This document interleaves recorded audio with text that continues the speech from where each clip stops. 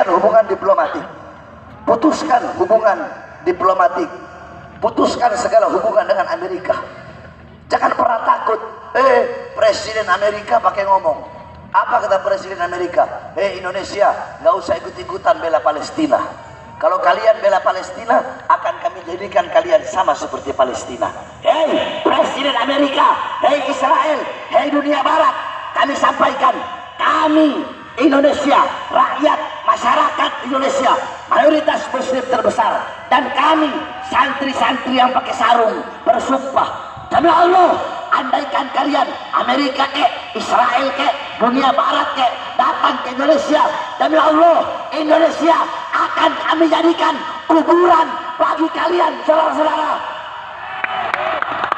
Siap lawan Amerika, siap lawan Israel, siap bela Palestina. Allahu Akbar. Sampaikan kepada Presiden, sampaikan kepada pemerintah Indonesia, wahai pemerintah Indonesia, kami bersumpah demi Allah, selama Palestina belum mendapatkan kemerdekaannya, selama Israel masih menjajah Palestina, selama azan belum berkumandang di Masjid Al-Aqsa, selama sujud masih dilarang di Masjid Al-Aqsa, maka selama itu tidak boleh bendera Amerika, bendera Israel berkibar di tanah suci Indonesia, saudara-saudara. Allahu Akbar, Allahu Akbar, labbaik ya Palestin, labbaik ya Palestin. Mudah-mudahan Allah berikan kemenangan kepada saudara-saudara kita di Palestina.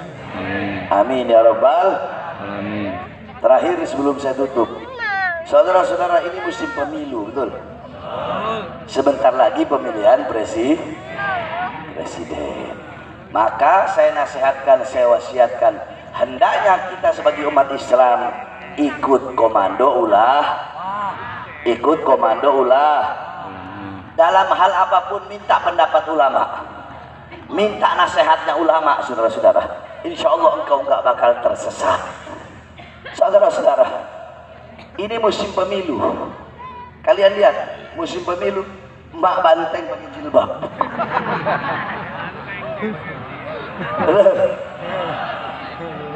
Perempuan-perempuan nih, istri-istri pejabat, istri-istri ketua partai yang nggak pernah pakai jilbab, kalau udah mau pemilu, pemilihan mendadak syar'i. Betul?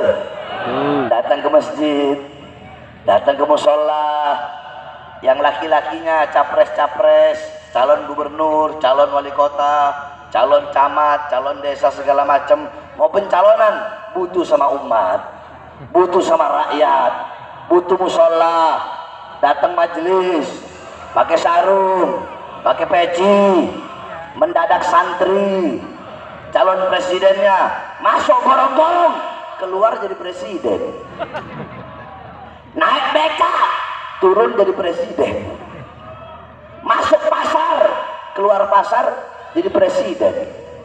Muka sih boleh polos, muka polos tapi suka nipu rakyat, muka polos tapi suka bohongi rakyat. Betul, betul. Pejabat sekarang ini, bapak-bapak, ibu-ibu, butuh sama rakyat kalau ada maunya doang.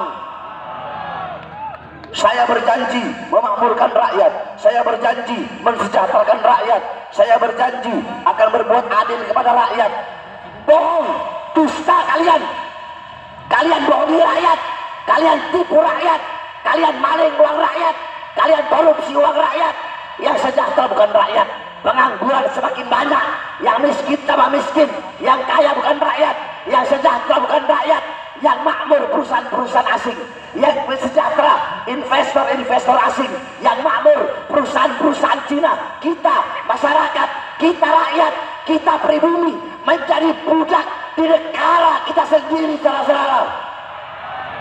Betul, betul, betul. Saya tanya, kezaliman seperti ini lawan apa biarkan? Kurang keras, lawan atau biarkan? Ketidakadilan, lawan atau biarkan? Pemuda-pemudi Gunung Sindur siap lawan kezaliman? Siap lawan ketidakadilan. Siap lawan pengkhianat bangsa. Kalau di penjara gimana? Siap. Di penjara. Di penjara. Di penjara. Di penjara. Berdarah. Mati. Ditembak. Dibunuh. Siap hancur demi Islam. Siap binasa demi Indonesia. Siap mati demi merah putih. Allahu Akbar.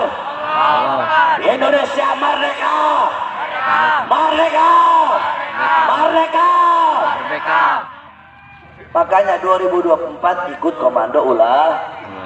Saya tanya semuanya nggak hadir, jawab yang keras. 2024 siap ikut komando ulama. Siap. Siap ikut komando imam besar. Siap. Siap ikut komando Habib Rizik. Siap. Siap menunggu hasil keputusan ijtima ulama. Siap. Siap memenangkan siapapun yang dipilih oleh ijtima ulama. Siap menangkan walaupun harus berdarah-darah. Siap. Siap. Allahu Akbar. Saudara-saudara, Habib Rizik, kami tidak pernah meninggalkan umat. Saya tanya, pernah nggak saya meninggalkan umat? Pernah nggak saya mengkhianati umat? Kalau saya mau cari aman, ya, saya mau cari aman, muka saya punya, bisa saya jadi artis. Ngapain saya harus ceramah ke sana kemari nyampein kebenaran? Resikonya masuk penjara, diracun, ditembak, ya, resikonya dibunuh. Itu resiko paling besar. Tapi saya ambil semua resiko itu.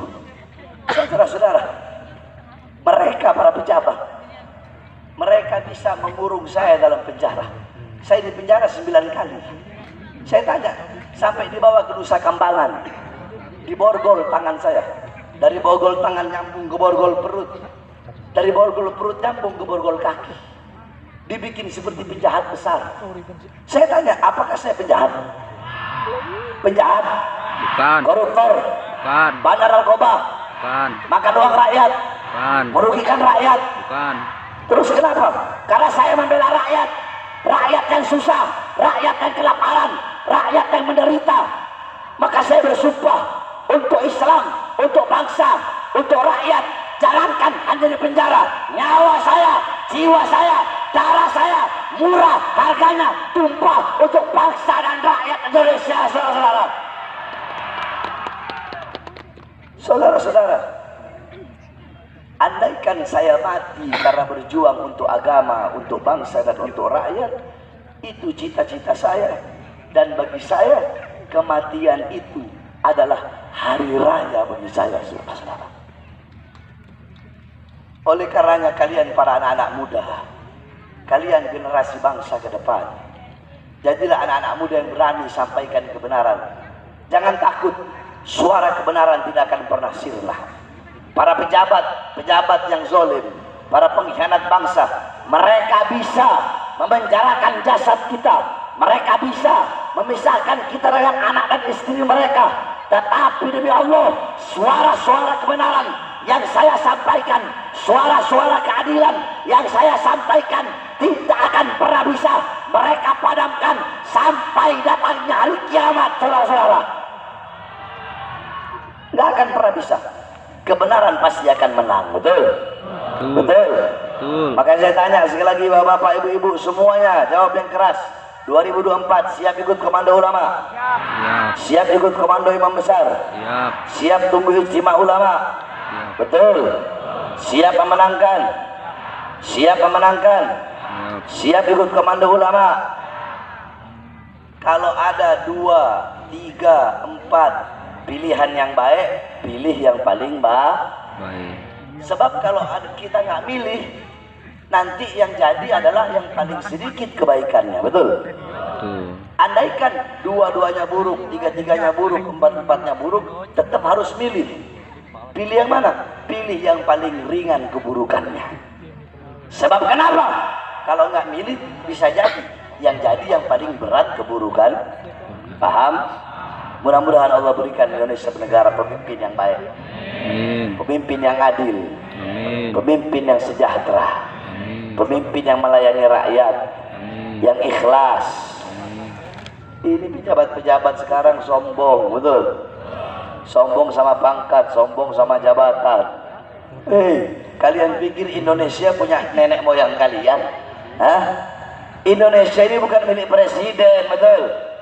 Bukan milik Kapolri, bukan milik Panglima TNI, betul?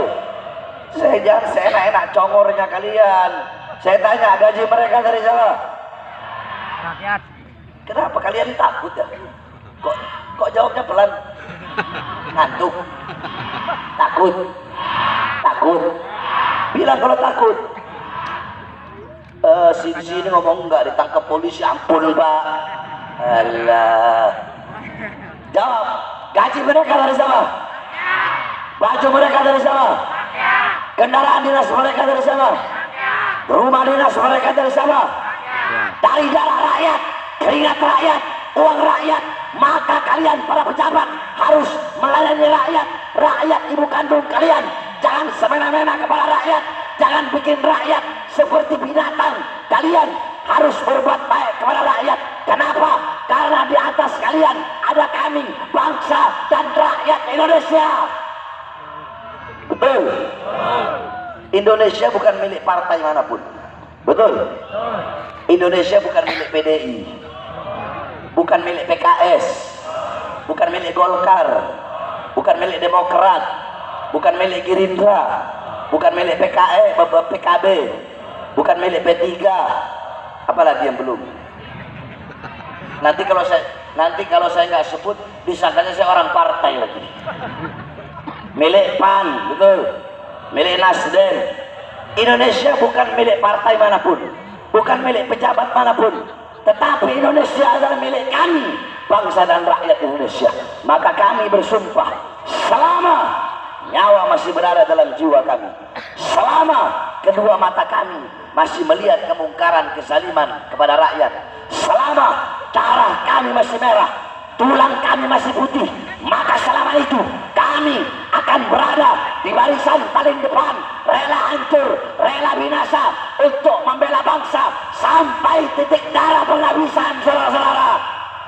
Allahu Akbar, Allahu Akbar, Allahu Akbar. Sekali lagi, mau presiden kek, mau kapolri kek, mau panglima TNI kek, mau jenderal kek, mau setan kek, mau iblis kek, jangan macam-macam dan semena-mena kepada rakyat. Betul? Harus melayani, berbuat baik kepada rakyat.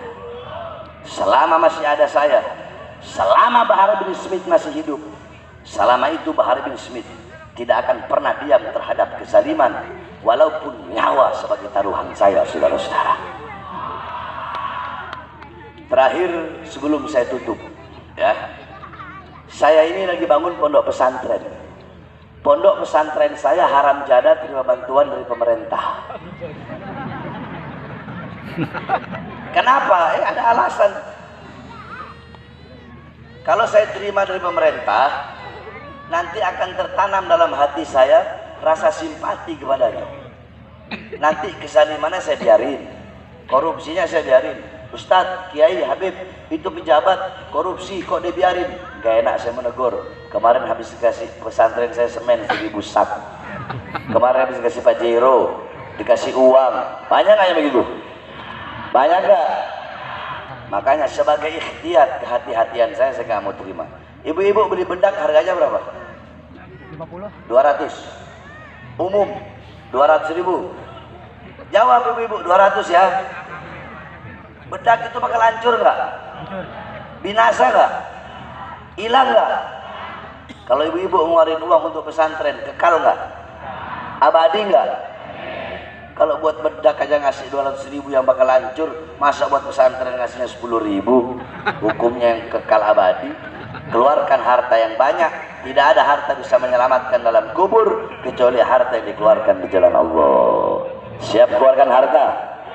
Siap keluarkan harta? Sambil kita menyanyikan Mas Pemilu Rasulullah, panitia gelar sorban, semuanya dari depan sampai ujung nyalakan flash HP-nya. Yang semangat ya, nyalain flash HP, ibu-ibu, bapak-bapak.